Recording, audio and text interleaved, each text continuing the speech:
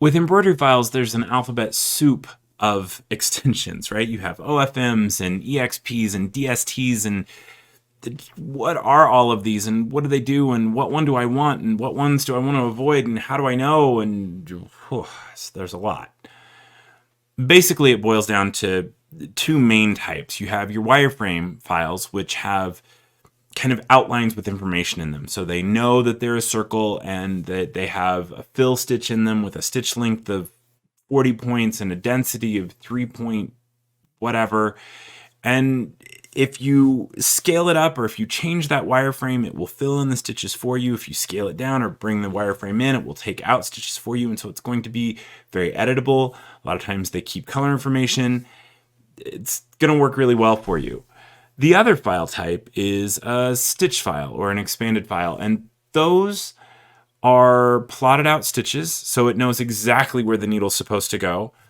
Here, then here, then here, then here, then here. It just doesn't know that those line up and make a line, and eventually those stack up and make a circle or a shape or what. It doesn't know any of that. It just knows I'm going to stitch all of these places, and then I'm going to color change. It doesn't know what color to change to. It's just a color change command. There are a couple stitch files that do contain some color information, but typically, yeah, not so much. So basically, you're dealing with wireframe files or stitch files. Let's look at those differences a little bit closer and figure out which ones you want to be working with. Here's a design I've been working on, and it is a wireframe design. It is an OFM. And OFMs are MELCO'S kind of native language, and it is our wireframe language. So if you select these elements, you can see all the wireframe points that make it up. You can see the properties about it, the density, what kind of stitch it is. You can even see the underlay. You could change that. If you change that wireframe, it will fill in the stitches for you. Let me undo that real quick. And if I were to scale it up, it would fill in the stitches for me as well. You can see over on the right that it has color information. And then the other thing that an OFM can contain is notes. So if I had added notes to it, let's say this was an apron design, use tearaway on canvas. And if I were to save that, the next time I come in, I could go to those notes and see what I did. And that's an OFM. Contains color information, contains wire information, and then inside of all of that are the stitches. Now, if I were to save this as a stitch file, and there are a few different types, if I were to save this as a stitch file, I might save it as an EXP, or I'm opening a DST that I saved earlier, and it looks like this. It doesn't look exactly the same. So the stitches overall, the needle penetrations, all are the same. The difference is I don't have any color information. And if I look over on the right, I see just expanded data. Here's where things can seem a bit tricky. Not all stitch files contain trim information, or at least they don't hold it in the same way. Some stitch files contain explicit trims. Trim here. Others, well, they stack up jump commands, and jumps are machine movements without stitching. And so if the machine sees X number of jump commands, it will collapse those and swap it out for a trim. Well, when I'm opening these in DESIGNSHOP, how do I make sure that I'm getting the trims when I want them? Well, that all depends on the number of jumps. So when I brought this in, I've got these big long connectors. It's not trimming anywhere. I have no trims. It is just all a color, no trims, no trims, no trims. Okay. If I look at, let's grab this and let's go to here, maybe. Yep. Oh, that was the end. I went to the wrong side of things. All right, let's go here. Let's go here. There we go. So coming across here, I see a bunch of jumps. Okay, so if I go to Tools and Options, there is the option for Expanded Open and Save for jump stitches for a trim.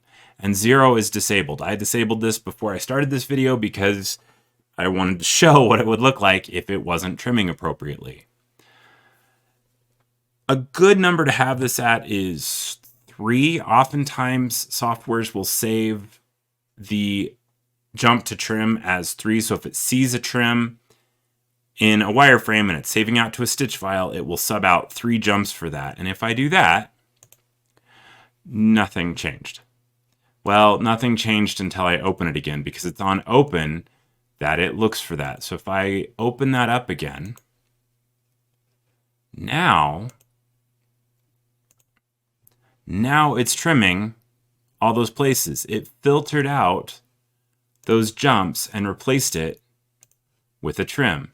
Now, if I'm not in 3D, you'll notice I've got the machine movements kind of marked out. That's okay.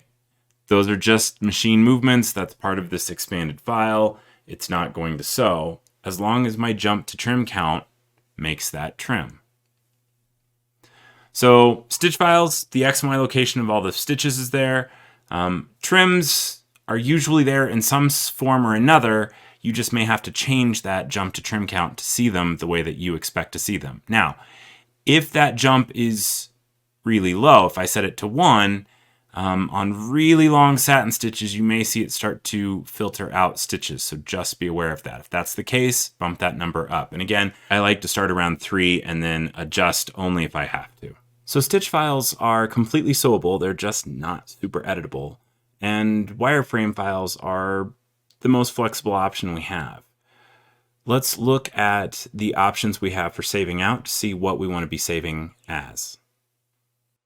So if I have my wireframe design and I go File, Save As, you'll see a lot of options in this dropdown. Now the first one is that OFM. That's going to be that native wireframe that's going to have the most information. C&D, that's an interesting file type.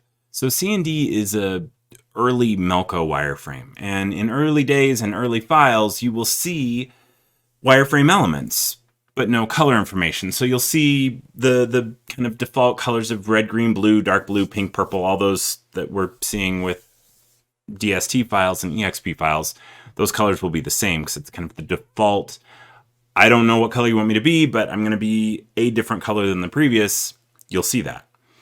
It will have wireframe elements, but they will be very simple wireframe elements. So you'll have simple fills rather than complex fills where they can't meet back up with themselves. So you'll have a fill that goes one direction and then a walk that goes to the next area and then a fill again.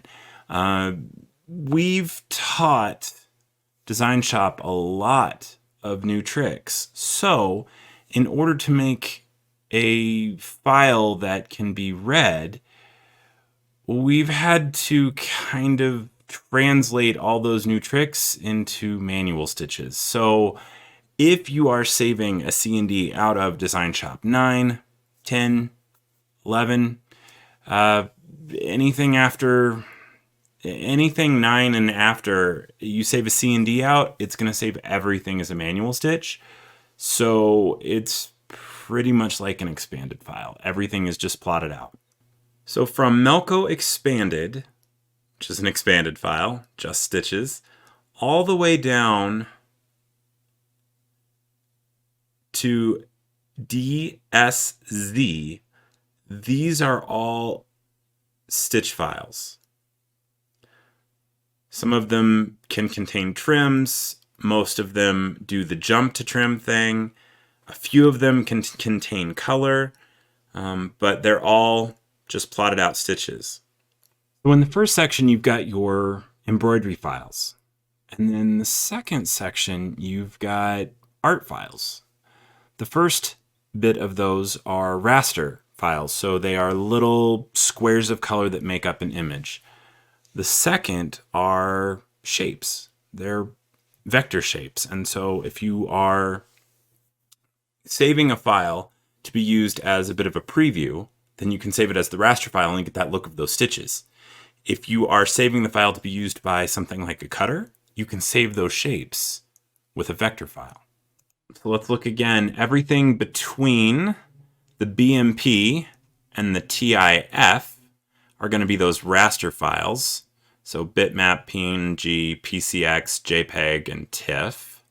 Of these, the PNG will have a transparent background, so you can just see only the stitches. And if I look at what that looks like, let's open that up. It looks just the same, except it's just an image. There's no stitches here.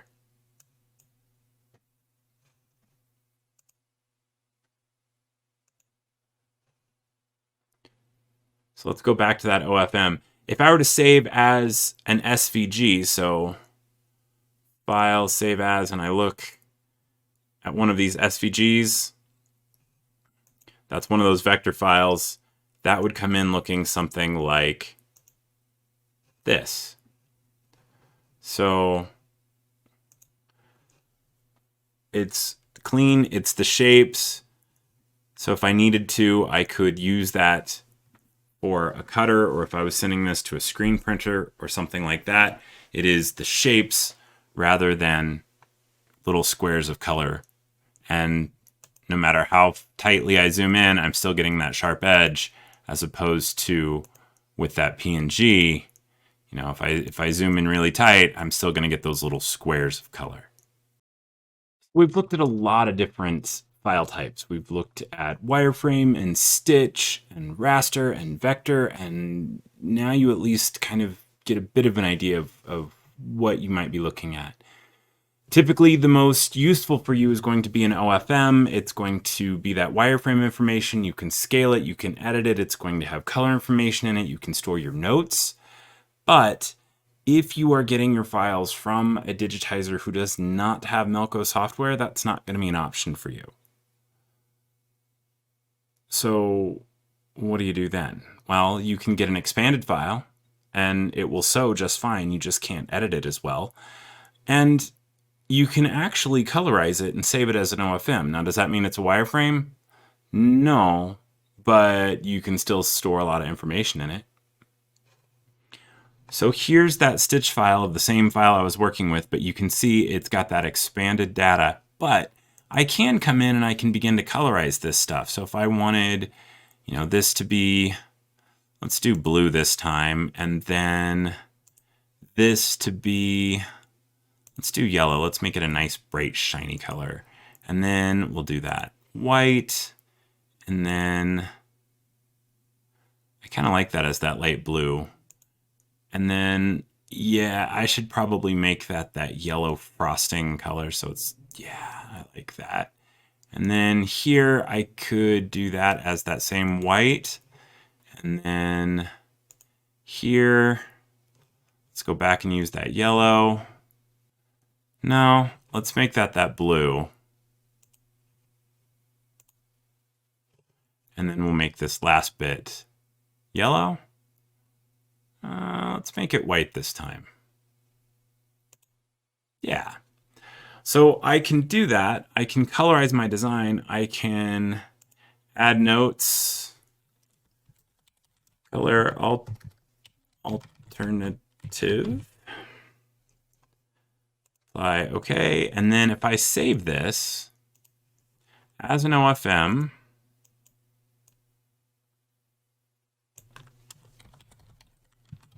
I don't want to save over my original that I did earlier today. Save. Now if I go close that, if I open that back up, it's still expanded, but it kept all my colors and it kept my notes. While it's not a full wireframe OFM, saving a colorized stitch file with notes as an OFM is a handy way to keep track of that information. So you've got full wireframe OFMs, you've got all the other extensions that you could possibly think of, but now you know kind of the difference between them and how to select the file that you want to use.